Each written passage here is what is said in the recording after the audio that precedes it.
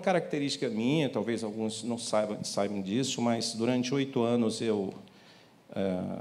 quando ainda trabalhava no seminário, eu produzi para a Rádio FM Evangélica 100.7, no programa Voz Batista de Pernambuco, uma série de programas ligados a hinos e músicas populares também, músicas cristãs e músicas populares.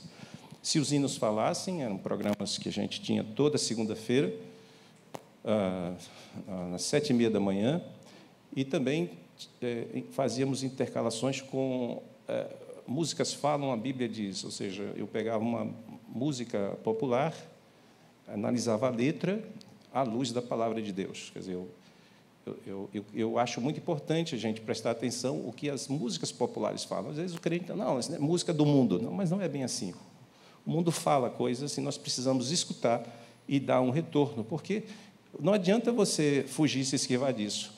O jovem, o adolescente, ele está lá fora, ele está na escola, ele está na universidade, ele vai escutar isso, ele vai conversar sobre isso, e muitas vezes ele não tem espaço na igreja para falar sobre essas coisas, e eu entendo que é papel também da igreja essa função de orientar conforme a palavra de Deus sobre as coisas que nós escutamos, e por isso eu decidi trazer para vocês hoje a letra de uma música do Legião Urbana, de 1989, chamada Pais e Filhos, no ensejo, justamente, do Dia dos Pais. Pais aqui, pai e mãe, evidentemente. A mensagem mais direcionada aos pais eu trouxe hoje pela manhã, aqui, sobre o tema O que damos aos nossos filhos, né? E agora à noite eu quero falar um pouco sobre esse contexto familiar que a música traz. Eu queria que você abrisse a sua Bíblia em 1 Coríntios, capítulo 13, versos 8.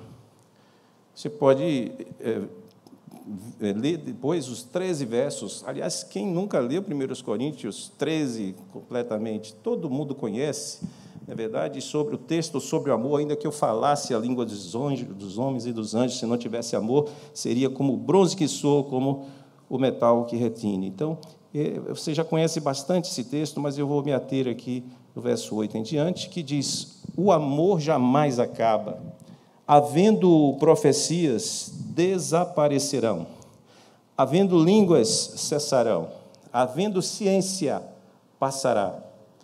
Pois o nosso conhecimento é incompleto e a nossa profecia é incompleta.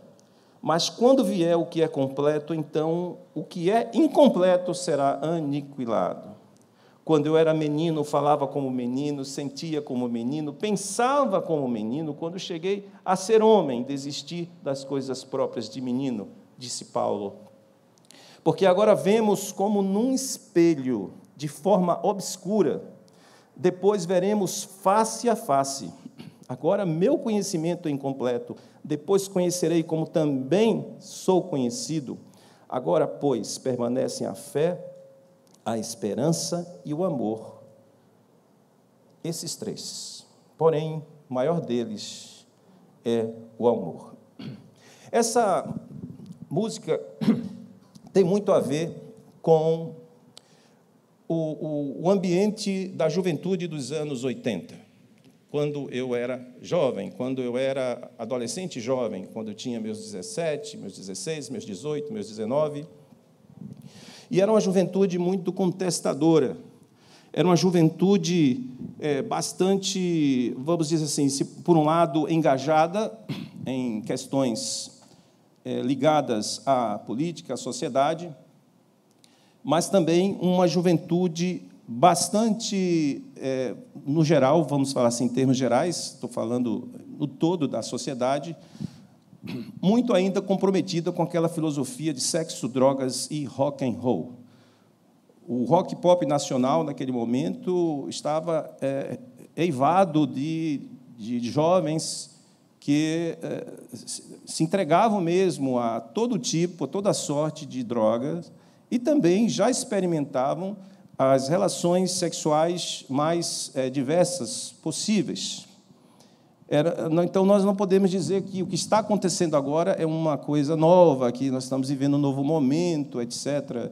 Existem outras características de agora que não pertencem àquela época, mas, do ponto de vista desse tipo de juventude, desse modelo de jovem, nós já tínhamos, nesses anos, assim como também nos anos 60, nos Estados Unidos, com aquele movimento hippie, aquele movimento lá do Festival de Woodstock, não é?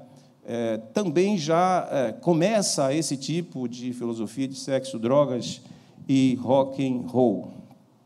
Mas o que será que isso tem a ver com os jovens do nosso tempo? O que a Bíblia, de fato, tem a dizer sobre isso? Eu divido, portanto, a minha fala em dois momentos. O primeiro, eu vou comentar um pouco a letra da música, para que os irmãos já devem ter ouvido essa música, né? É preciso amar as pessoas como se não houvesse amanhã. Depois podem escutar em casa, se quiserem, para ver o que é que tem a ver com isso aqui. E depois de realizarmos uma espécie de análise da letra, do que ela estava dizendo, do que o Renato Russo, né? Lá, o Dado também queria falar sobre isso, né? A gente vai ver a palavra de Deus, ok? Vai trazer, de fato, o peso da palavra de Deus sobre essa realidade. Essa música é de 1989 e ela tem por objetivo falar sobre as relações entre pais e filhos, os conflitos que existem, mas, basicamente, a partir de um evento. A morte de uma moça amiga de Renato Russo e dos seus companheiros de banda, de forma trágica, depois de uma briga com os seus pais. E esta morte deixou a todos, né, os seus amigos, inclusive o próprio Renato, muito confusos, chocados, sem saber o que fazer, para onde ir, testemunhar algo como aquele. Uma parte inicial da música, quando ele diz: quero colo, vou fugir de casa, posso dormir aqui com vocês, estou com medo, tive um pesadelo, só vou voltar depois das 3. Se refere justamente a esse estado de confusão, onde ele não sabia o que fazer, as pessoas, seus colegas, seus amigos, e, portanto, ficaram com medo, confusos, chocados, sem esperança, sem qualquer tipo de rumo para a vida. Em outra parte da música, nós temos frases que dizem assim: eu moro com a minha mãe, mas meu pai vem me visitar. Eu moro na rua, não tenho ninguém. Eu moro em qualquer lugar. Já morei em tanta casa que nem lembro mais. Eu moro com meus pais. São falas de jovens, falas diversas, aqui que ele está sorteando, sei lá, selecionando, de diferentes jovens que têm também modelos diferentes de vida familiar.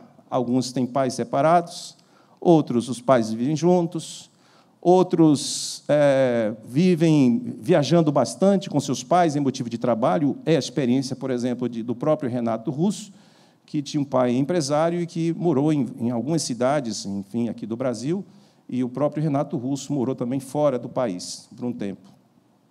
Ou seja, são os modelos diferentes, as configurações familiares diferentes, que, sem dúvida alguma, já nos anos 70, 80, estavam muito caracterizadas pelas dissoluções do lar, mas também as recomposições, as chamadas novas configurações familiares que já estavam acontecendo. Uma outra parte da música muito importante é o refrão, que diz que é preciso amar as pessoas como se não houvesse amanhã. Porque, se você parar para pensar, na verdade, não há, né, o amanhã, segundo ele. Sou uma gota d'água, sou um grão de areia. É interessante que aqui, essa parte da música, ela chama as pessoas a aproveitarem os momentos que têm na vida, e aqui é no contexto da família. Então, ele retrata essa morte da amiga dele como sendo essa coisa de que somos, de fato, uma gota d'água, um grão de areia, que a nossa vida é muito rápida, a gente pode não chegar até mesmo a envelhecer, ou seja, não pode, talvez nem exista um amanhã para muitas pessoas. Então, é preciso que as pessoas procurem valorizar a vida, através do amor agora.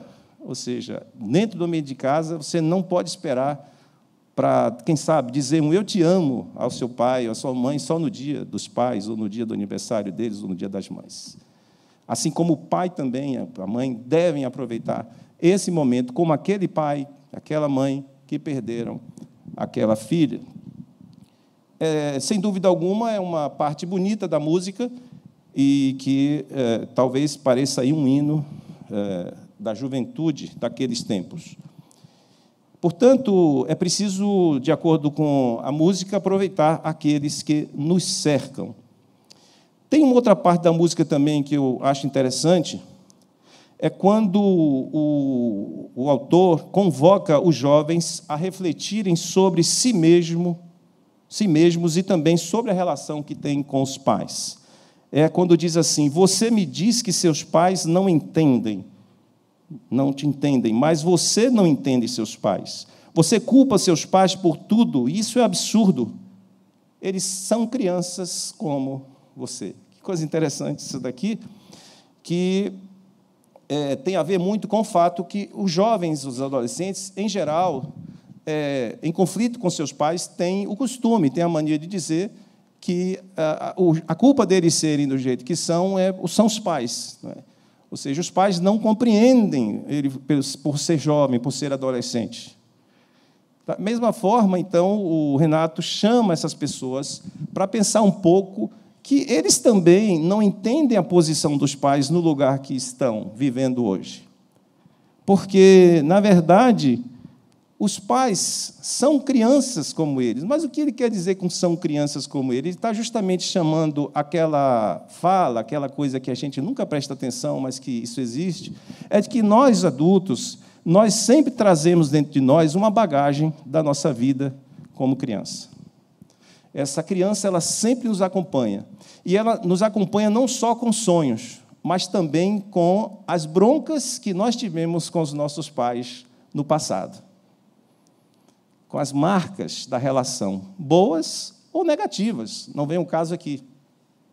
Elas nos acompanham e nós podemos repassá-las, muitas vezes sem se dar conta, que estamos repassando transgeracionalmente.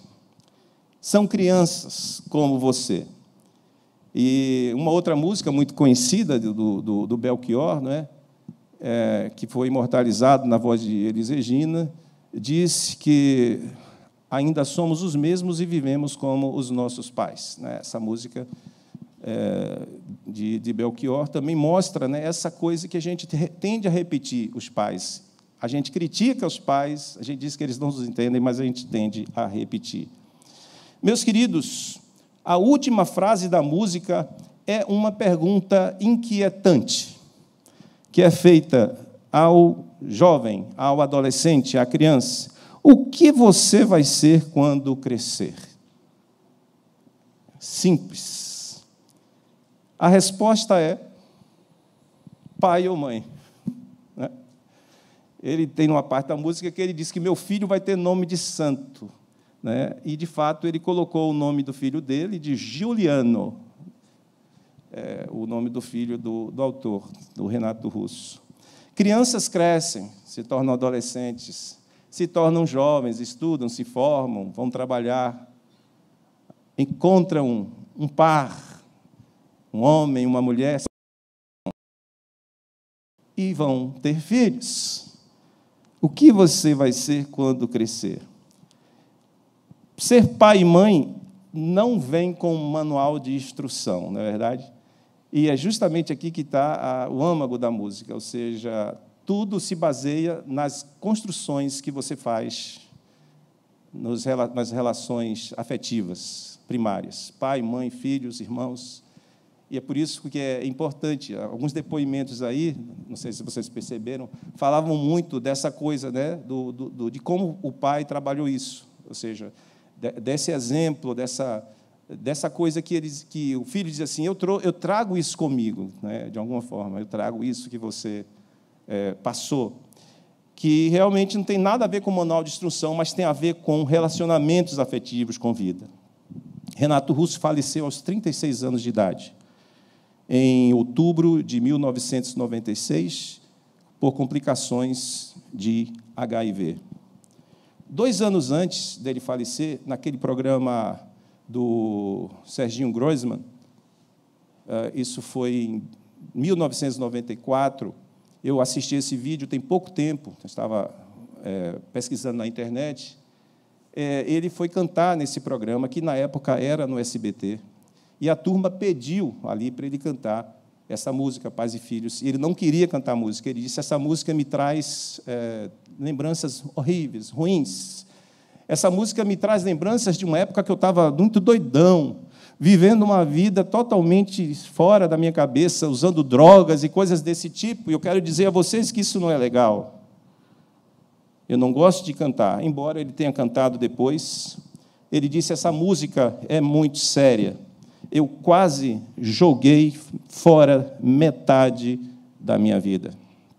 Que coisa incrível, não? Qual é a conclusão parcial que a gente faz nessa primeira parte da mensagem? Apesar de termos 40 anos à frente dessas coisas, apesar dos jovens que estão agora estarem adiantados aí no decorrer da história 40 anos, ainda somos os mesmos. E os problemas parecem que ainda passeiam, né, por questões muito parecidas. Quem sou eu, né? Essa identidade, né? Eu sou o quê? Confusão, né? Com relação à sua própria identidade, a questão também das adicções, dos vícios, não é verdade? Essa questão desse corpo solto, sem gravidade, sem conseguir ter um centro gravitacional onde você possa pisar e dizer que é aqui, estou seguro aqui, né? Isso tudo, né, a gente vê que realmente aquela história de que os meus heróis morreram de overdose, como disse Cazuza, ela ainda é uma realidade. Estes jovens ainda estão sem uma definição, não sabem o que são e não sabem a quem pertence. O próprio Renato Russo se dizia pansexual. É uma complicação para saber o que é isso, né? É uma outra forma de falar da bissexualidade, só que com variações. Mas o que é que a Bíblia tem a dizer sobre isso? Caminhamos, então, para essa parte derradeira da nossa fala nessa noite. A primeira coisa aqui que a gente vê e que a Bíblia pode trazer alguma luz é sobre essas relações entre pais e filhos que, como eu já estava introduzindo aqui há pouco, parecem estar muito líquidas, muito sem gravidade. As pessoas não sabem mais quais são os seus papéis dentro do lar. É uma coisa assim que, muitas vezes, você tem um pai que parece ser o irmão mais velho do seu próprio filho. Ou seja, ele não é pai, ele é pai no nome, mas no papel, ele parece ser o irmão mais velho do seu filho, assim também como, muitas vezes, a mãe parece ser uma irmã, e, às vezes, não tão mais velha, né? Talvez uma irmã mais caçula, porque é a filha que fica ali com ela, ouvindo os segredos dela, os segredos amorosos da mãe, para aconselhá-la, jogando essa filha numa situação muito complicada, num conhecimento e numa sabedoria que ela ainda não tem. Ou seja, falta aquelas bases, aqueles fundamentos de uma certa doutrina, no sentido de ter limites, né, de ter uma lei que seja internalizada e que esses filhos possam se sentir seguros, porque eles mesmos é que muitas vezes têm que garantir coisas ou tomar decisões para as quais ainda não estão prontos. Pior agora, que a família está sob forte ataque ideológico. Pior agora é que estamos vivendo tempos difíceis e que nós não vislumbramos coisas positivas para a família e também para o ensinamento sobre a família, principalmente o ensino religioso. Nós, pastores, podemos correr risco de sermos presos a qualquer momento e já, por questões ligadas à orientação às ovelhas sobre coisas que a Bíblia diz que são erradas e que nós não podemos, vamos dizer assim, abrir mão desse ensinamento bíblico. Essa firmeza nas figuras parentais parece ser uma coisa dos tempos machistas, dos tempos patriarcalistas, que, na verdade, não era firmeza coisa nenhuma, era medo. Há de se ter realmente firmeza, há de se ter realmente uma lei que ser obedecida, mas também há de se ter colo, há de se ter amor, há de se ter ternura nesses pais. Quero colo, vou fugir de casa, estou com medo, tive um pesadelo, só vou voltar depois das 3.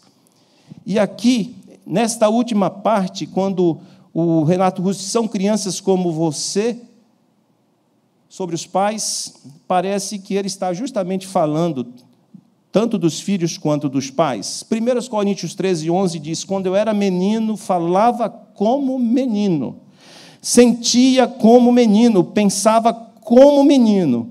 Quando cheguei a ser homem, desisti das coisas próprias de menino. Ou seja, ser criança apenas no sonho, mas nas atitudes não.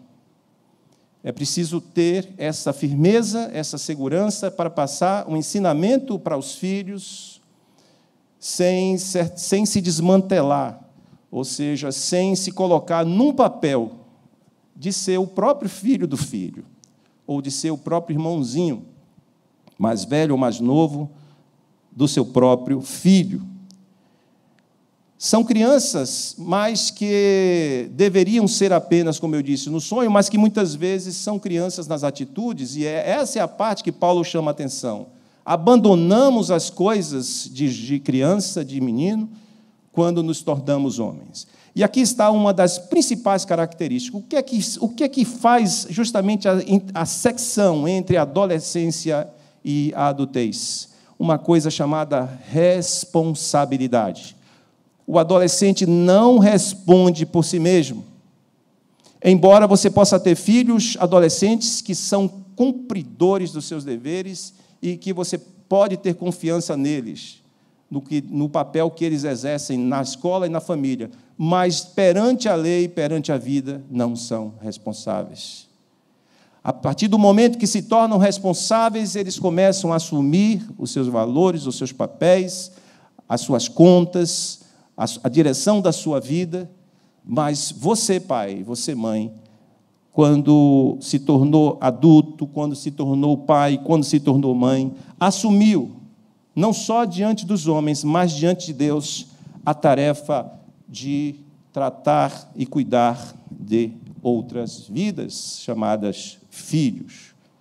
Por isso, precisamos, de fato, levar isso a sério. Mas também há uma outra coisa aqui, com relação ao refrão da música, que diz que é preciso amar as pessoas como se não houvesse amanhã. Ok, mas em que sentido a palavra de Deus fala sobre isso?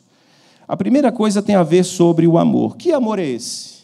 1 Coríntios 13:7, esse mesmo capítulo, diz: o amor tudo sofre, o amor tudo crê, o amor tudo espera, tudo suporta.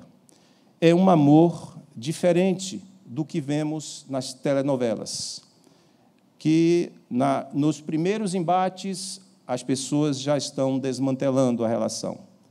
O que nós estamos vendo aqui hoje em dia é que não há mais o mínimo de tolerância para as pequenas frustrações, porque as pessoas estão muito, realmente, narcisistas e individualistas. Elas querem a satisfação de suas necessidades imediatamente. Então, se aquela pessoa ali não corresponde à imagem que nós criamos de si mesmo nela, então, tchau, né? Vamos nos separar. Não lutam pela relação. Talvez já tenha começado numa areia movediça, quem sabe? O amor, de acordo com a palavra de Deus, tudo sofre, tudo crê, tudo espera, tudo suporta. Em 1 João 4,18, disse o servo, o discípulo de Jesus, João: no amor não há medo, antes o perfeito amor lança fora o medo, porque o medo envolve castigo, e quem tem medo não está aperfeiçoado no amor. É isso. O autor da música diz que estava com medo, ele disse que estava angustiado, ele disse que que talvez nem voltasse para casa, ele estava fugindo, ele queria talvez ficar na rua até mais tarde, para depois, quem sabe, voltar depois das 3. E talvez por isso a questão que é preciso amar, né? Mas aqui você tem, de fato, um amor diferente. Não parece ser o amor humano, o amor simplesmente afeto, ou o amor do amigo. Parece ser um amor diferente, um amor que lança fora o medo, um amor que lança fora o sentimento de culpa, troca esse sentimento de culpa pela ação graciosa de Deus. Como diz Romanos, capítulo 5, verso 5, a esperança, ele está falando de esperança aqui nesse capítulo, a esperança não nos decepciona, porque Deus derramou o seu amor em nossos corações, por meio do Espírito Santo que Ele nos concedeu. Então está aqui o segredo, é o amor de Deus que deve estar derramado em nossos corações pelo Espírito Santo que Deus nos concedeu. E aqui tem uma coisa muito importante, meus irmãos. É só o amor de Deus que é capaz de fazer isso. É só o amor de Deus que é capaz de dar a vida por alguém que não é o amigo, por alguém que não merece, por alguém que não tem mérito qualquer. Só o amor de Deus é capaz de fazer com que um pai, uma mãe, largue a sua individualidade, largue os seus interesses próprios para ir atrás do seu filho, ou para sentar com ele, para conversar com ele, conforme nós dissemos hoje na mensagem da manhã, conforme de Deuteronômio 6,4, em casa falarás da palavra de Deus, sentado, à noite antes de dormir, de manhã ao acordar, e no meio do caminho, andando com ele.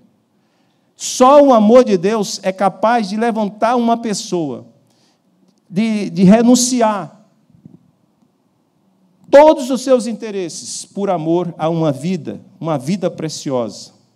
Por isso, rapaz, é preciso amar as pessoas com o amor de Deus.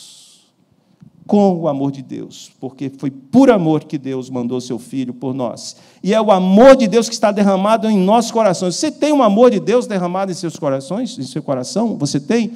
Você tem esse amor, mas se tem o Espírito Santo de Deus na tua vida, Ele já colocou esse amor. Você tem o Espírito Santo?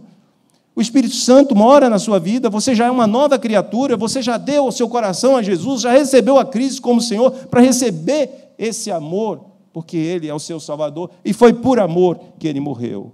Filhos, jovens, adolescentes, é preciso amar os seus pais, apesar deles terem deixado marcas difíceis em sua vida. Você nem sempre precisa gostar dos seus pais, pelo fato de eles terem feito talvez o que fizeram, mas é preciso amá-los, e amar tem a ver com perdoar. É preciso liberar esta mágoa que está dentro de você, e isso só é capaz de fazer com o amor de Deus que está derramado em nossos corações pelo Espírito Santo que nos foi dado. Você pode não ter essa capacidade de dizer assim, eu vou fazer isso, mas porque talvez não consiga fazer isso sozinho, porque você está baseado nos seus sentimentos, mas não no amor que Deus coloca em nossos corações. Mas ele fala do amanhã, não é? É preciso amar como se não houvesse o amanhã. O amanhã existe. Quando ele diz, na verdade não há, na verdade há. Existe um amanhã. Aliás, até mesmo os teólogos, logo da patrística, lá do IV século, Jerônimo, aquele que escreveu, lá traduziu a Bíblia para o latim, a Bíblia chamada de Vulgata, né? Coisa linda, aquele texto dele, com várias imperfeições de tradução, que depois foram corrigidas. Jerônimo dizia assim, IV século depois de Cristo, IV século, final, IV século, início do V século. Por não sabermos quando virá nosso juiz, devemos viver cada dia como se não houvesse um amanhã. Interessante isso, né? Parece que Jerônimo já estava dando já os primeiros acordes aí da música Pais e Filhos. Mas ele estava falando de outra coisa. Ou seja, nós não sabemos quando o Senhor virá. Devemos viver o hoje como se Ele voltasse já hoje, porque talvez nem um amanhã possa haver. Não se trata, irmãos, de ter medo aqui. Mais uma vez aparece a expressão medo, a insegurança. Não é medo, não é bicho-papão, Jesus vai voltar e você vai ficar. Não é? Se trata justamente de viver com esperança esse tempo de graça. Na esperança de que um dia estaremos na glória. Afinal de contas, Jesus disse lá em Mateus 6,34, que você não deve se preocupar com o dia de amanhã, porque o amanhã trará as suas próprias inquietações, basta a cada dia o seu próprio mal. Por isso que a música diz, qual é o meu trabalho? É descansar em Ti. Esse é o meu trabalho, descansar em Ti. Porque todo trabalho é seu, Senhor. Eu achei até estranha a música, mas a letra ali, a ordem da letra, né, da música. Todo o trabalho é do Senhor. A Bíblia diz que Ele trabalha por nós enquanto nós dormimos. Está lá no Salmo. O Senhor está trabalhando por nós. O nosso trabalho é descansar no Senhor. Temos uma responsabilidade perante o Senhor? Temos. Mas tem um momento que Ele diz, estou cansado, eu não aguento mais. Não aguento, já procurei todas as soluções. Descanse no Senhor. O amanhã do cristão está nas mãos de Deus. Paulo disse assim, escrevendo aos Filipenses, capítulo 3, verso 13 e 14. Irmãos, não penso que eu mesmo já o tenha alcançado, mas uma coisa eu faço, esquecendo-me das coisas que ficaram para trás, avançando para a que estão adiante, prossigo para o alvo a fim de ganhar o prêmio do chamado celestial de Deus em Cristo Jesus.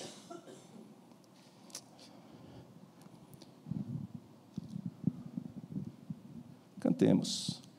Porque Ele vive, posso crer no amanhã. Porque Ele vive, temor não há, mas eu bem sei, que a minha vida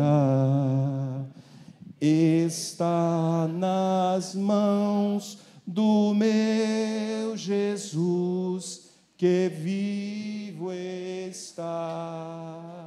Porque Ele vive, eu posso crer no amanhã. Temor não há. Por fim, de fato, nós somos uma gota d'água, um grão de areia. Somos. O Salmo 144 diz que o homem é como um sopro.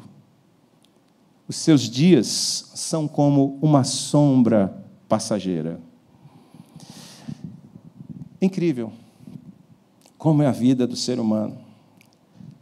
Os meus heróis morreram de overdose. Aqueles a quem mais admirávamos. Jovens talentosos.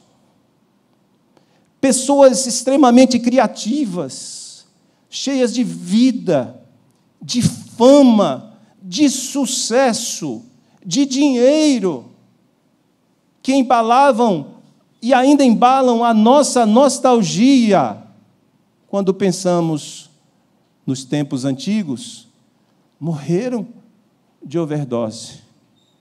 De overdose de drogas pesadas. Até de remédios. De tanto tomar remédio.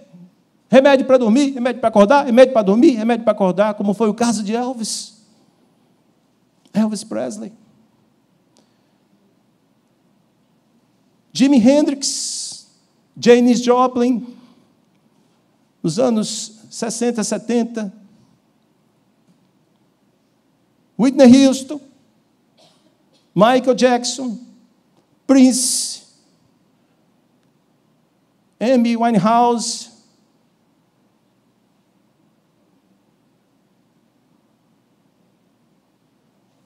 aquele menino do Nirvana, Kurt Cobain,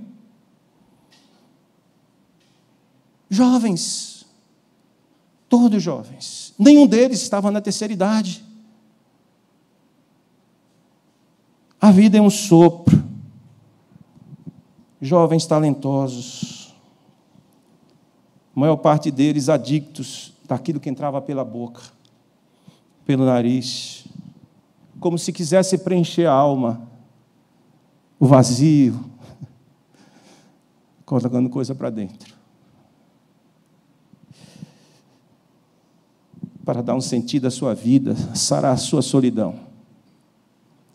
Jesus disse à mulher samaritana, Evangelho de João 4, 13 e 14, quem beber dessa água, mulher, que você está pegando aí no poço, terá sede outra vez. Não é assim? Vamos sempre ter sede. Por isso que aqueles jovens tinham que voltar sempre à mesma adicção, e talvez a drogas até mais potentes. Eles tinham sempre sede. Mas Jesus completa dizendo, aquele que beber da água que eu lhe der, nunca mais terá sede. Pelo contrário, a água que eu lhe der se tornará uma fonte de água a jorrar pela vida, ou para a vida eterna. A coisa agora sai de você. Né? Ela entra por Jesus e agora você começa a ser bênção, né? A iluminar, a dar água para outras pessoas, a ser bênção na vida de outras pessoas, até a vida eterna.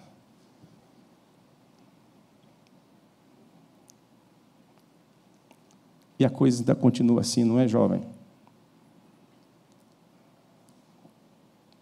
A coisa continua assim. Quanto tempo passou dessa música? E estamos ainda vivendo assim. Que Deus possa completar essa mensagem em seu coração, mas Jesus é a única esperança para o amanhã e para o hoje também. Não se esqueça disso. Entregue a sua vida a Cristo.